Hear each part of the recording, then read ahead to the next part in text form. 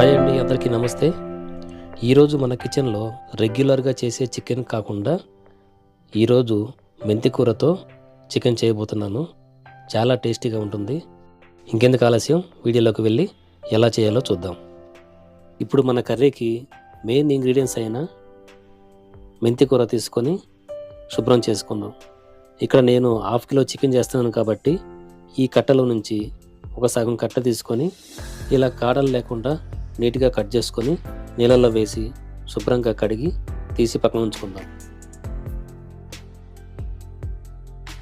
అలాగే ఇప్పుడు ఒక బౌల్లో 3 ఉల్లిపాయలు, 4 టమాటకాయలు, 4-5 పచ్చిమిరపకాయలు వేసి శుభ్రంగా కడిగి తీసుకుందాం. ఇప్పుడు ఇవన్నీ కూడా చిన్న చిన్న ముక్కలుగా కట్ చేసుకొని పక్కన ఉంచుకుందాం. తర్వాత ఒక కట్ట కొత్తిమీర తీసుకొని సన్నగా కట్ చేసుకొని పక్కన ఉంచుకోవాలి.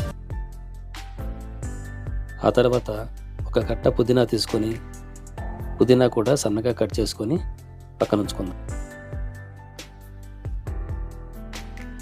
నేను ఈ కర్రీ కోసం 1/2 కేజీ చికెన్ తీసుకున్నాను.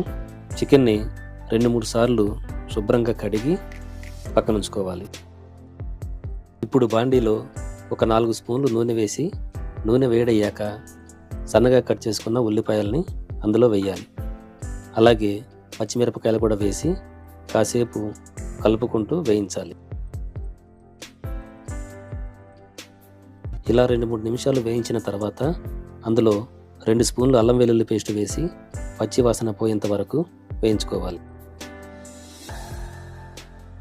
చూడండి, అల్లం వెల్లుల్లి పేస్ట్ కూడా వేగిపోయింది. ఇప్పుడు మనం ఫ్రెష్గా కడిగి తీసుకున్న చికెన్ని వేసి మొత్తం కలుపుకుంటూ కాసేపు వేయించాలి. ఇలా 2-3 నిమిషాలు కలుపుకుంటూ వేయించిన తర్వాత మూత పెట్టి ఒక 5 నిమిషాల పాటు ఉడకనివ్వాలి.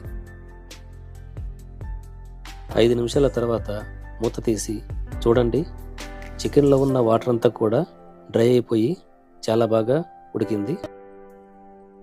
ఇప్పుడు ఏం చేయాలంటే మనం కట్ చేసి పెట్టుకున్న టమాటకాయలు వేసి అలాగే ఒక స్పూన్ ఉప్పు కూడా వేసి 1 నిమిషం పాటు మొత్తం కలుపుకొని అందులో మనం ముందుగా కట్ చేసి పెట్టుకొని శుభ్రంగా కడిగి తీసుకున్న మెంతి కూరను వేయాలి. ఇలా మెంతి కూర మొత్తం వేసి సమంగా సర్ది మూత పెట్టి మరో 5 నిమిషాల పాటు మెంతి కూరను మగ్గనివ్వాలి. 5 నిమిషాల తర్వాత మూత తీసి చూడండి, మెంతి కూర చక్కగా ఉడికిపోయింది. ఈ విధంగా ఒకసారి కలుపుకొని ఇప్పుడు మనం ఇందులో ఒక 1/2 స్పూన్ పసుపు, తగినంత కారం, 2 స్పూన్లు ధనియాల పొడి, 1 స్పూను చికెన్ మసాలా, 1 స్పూను వేయించిన జీలకర్ర పొడి, అలాగే పుదీనా తరుగు, కొత్తిమీర తరుగు కూడా వేసి మొత్తం కలిసేలా కలుపుకోవాలి. ఇప్పుడు ఒక గ్లాసుడు అంటే సుమారు ఒక 300 ml నీళ్లు పోసి మొత్తం ఈ విధంగా కలుపుకొని మూత పెట్టి ఒక 10 నిమిషాల పాటు ఉడకనివ్వాలి. 10 నిమిషాల తర్వాత మూత తీసి చూడండి, ఎంతో రుచికరమైన మెంతి కూర చికెన్ రెడీ అయిపోయింది.